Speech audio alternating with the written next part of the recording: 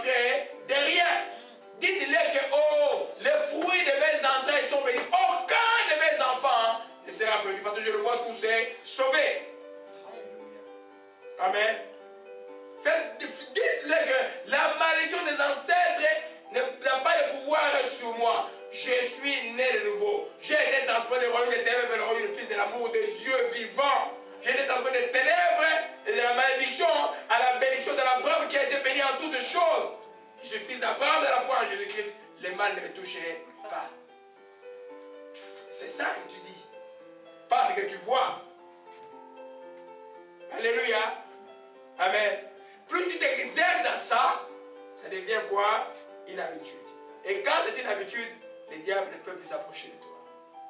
Ça forme un caractère après. Tu as maintenant le caractère chrétien. Quand quelque chose arrive, tout le monde va dire oh! Il y a le fait de dire paix en Jésus-Christ. Tout le monde crie, toi tu vas, tu deviens un chrétien mûr. Dans les combats spirituels, ce n'est pas seulement les jeûnes, ce n'est pas seulement la prière, c'est beaucoup et surtout la foi. Et dans la foi, il y a la confession de la parole de Dieu. Tu dois pouvoir déclarer ce que tu crois.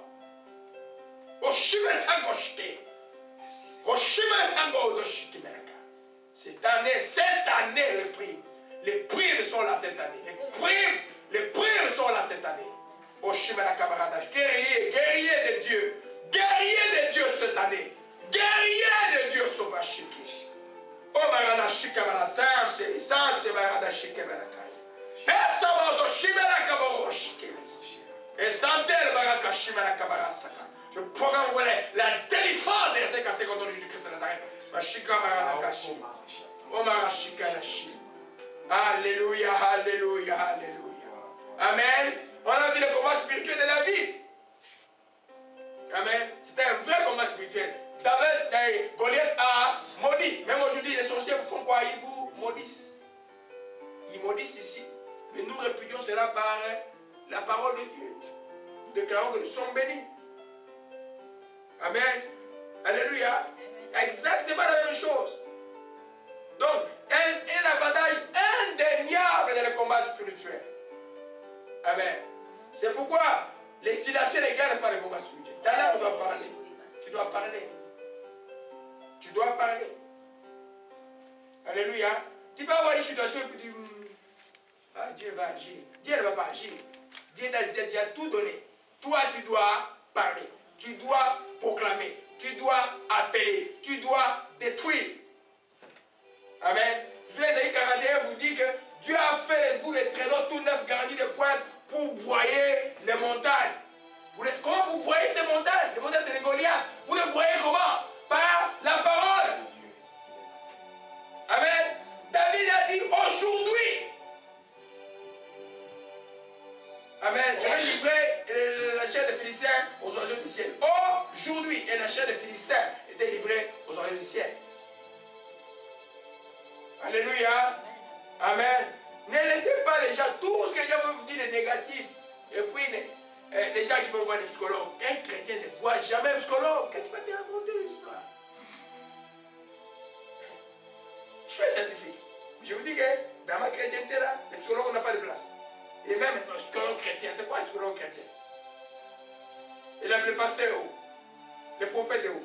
L'apôtre est où? L'évangéliste est où? Et ceux qui ont le don de miracle sont où? Tu as vu des psychologues dedans? Alléluia. Il y a beaucoup de magie dans l'école de Christ, mesdames et bien-aimés. Alléluia. Donc ton Goliath tombera si tu le vois tomber. Tu dis qu'il tombera. Alléluia. David croyait qu'il vaincra. Il a vaincu. Sa parole, il croyait qu'il vaincra. La parole qu'il a prononcée l'a confirmée et l'action qu'il a posée est simplement l'a accomplie. Alléluia. La parole l'a confirmé, l'action qu'il a posée l'a accomplie. Amen.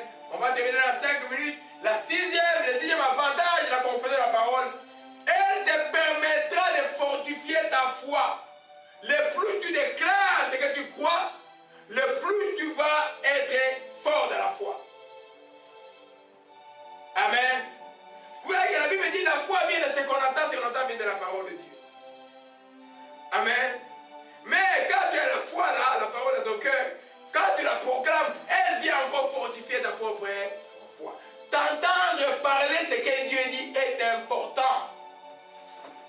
Donc, vous voyez, le vieux juif, il est dans son métro en train de proclamer la parole. D'ailleurs, fait la méditation de la parole, il faut en parler. Il faut parler. Alléluia. C'est comme ça qu'il va devenir une vie. Donc, elle permettra de fortifier ta foi. Plus tu le déclares, plus tu croiras. Amen. La même chose, plus on enseigne sur la guérison, plus vous croyez que la guérison est là. Amen. Plus on enseigne sur la délivrance, plus on croit que la délivrance est là. Plus on croit enseigner sur la prospérité intégrale, puisque vous croyez que c'est que Dieu m'a décidé à être, je vais l'être. Alléluia. Amen, amen, amen. Alors, je vais peut-être, à une autre occasion, je vais approfondir la sixième partie. Et le détour de là que nous voyons simplement, la confession de la parole est la porte de sortie dans la diversité. Paf, en face de toi, il y a la diversité qui est là. Quelque chose d'inattendu arrive. Ce que tu vas dire est extrêmement important. Amen. Si tu confesses, même dans les moments d'accident. Amen. Vous savez, le nom de Jésus peut remplacer la parole de Dieu en entier seulement. La Bible dit quiconque invoque le nom du Seigneur sera sauvé. Je me rappelle en 95 ou 16, on était allé confesser le gospel à Saint-Hyacinthe le samedi, et puis on revenait. Et puis on avait plusieurs voitures, il y avait des verglas. Et puis la voiture qui était devant moi a freiné. Alors moi j'ai freiné comme ça, et puis j'étais en manuel en plus. Donc, la voiture allait pour cogner. En fonction de ce que j'ai réagi, j'ai dit, au nom de Jésus-Christ, arrête. En quelques secondes, la voiture, c'est comme ça là. La voiture s'est arrêtée et personne ne m'a cogné et un carambolage a été évité. Amen. Tu ne peux pas avoir la promptitude de réagir devant une situation adverse qui arrive si tu n'as pas l'habitude de confesser la parole de Dieu. Tu vas dire, oh maman, ou tu vas crier à ce que tu es naturellement. Parce que là où on voit qu'est-ce qui est en toi. Là, il n'y a pas de réflexion. Donc tu dois protéger les gens pour sortir de là. Amen. Face à la diversité, c'est la porte de sortie. Commence à confesser ce que Dieu déclare de la situation. On a vu le texte de Daniel, je ne vais pas revenir sur ça. Il a dit, oh roi, notre Dieu nous délivrera de ça. Les rois devaient dire, mais ces petits-là, ils sont malades. Amen. Alléluia. Amen. Amen. Même quand vous résistez au diable, la Bible dit que résister au diable, il fuira loin. Quand il vous attaque, commencez par d'abord n'ayez pas peur.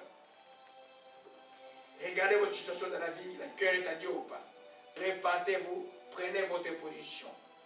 Résistez avec une foi ferme en déclarant la vérité. Amen. C'est pourquoi je vous conseille d'avoir un peu de connaître Apocalypse chapitre 20. Connaître-le. Connaître-le. Et même peut-être foi, retenez-le. Proclamez-le avec foi. Ça terrorise le diable. Chapitre 20. Un ange descendit du ciel qui ouvrit l'abîme. Un seul ange enferma Satan et les lia pour 1000 ans. Oh, yes. Amen. Et il montre, je crois dans les versets qui suivent, il dit simplement, un feu descendit du ciel et les dévora. Et la bête, les faux prophètes, et tous les sont fils jetés dans l'état de feu et de soufre. Ça signifie que tu dis à Satan, voilà là où tu vas être. Ses pieds tremblent. Alléluia. Gloire à Jésus-Christ. Mais bien aimé, peut-être je vais revenir encore un peu. C'est par là que nous allons terminer parce qu'il y a encore une part importante pour bénédiction et malédiction. Je vais parler de ces parties-là pour comprendre que ce que tu dis est important. Ce que tu dis pour toi, pour ton épouse, pour tes enfants, dis des choses qui apportent la vie. Disons des choses qui apportent la vie. Même s'il y a la mort. Souvenez-vous d'Ézéchiel chapitre 7. Dieu a dit au prophète, ces eaux-là, dis aux eaux que les eaux revivent. Il dit, Seigneur, tu le sais. Il a prophétisé et la vie est venue sur les eaux. Alléluia. On va continuer après Pâques. Seigneur, nous rendons grâce et nous bénissons ton Saint-Nom encore de tout ce que tu nous as accordé aujourd'hui au Père Céleste.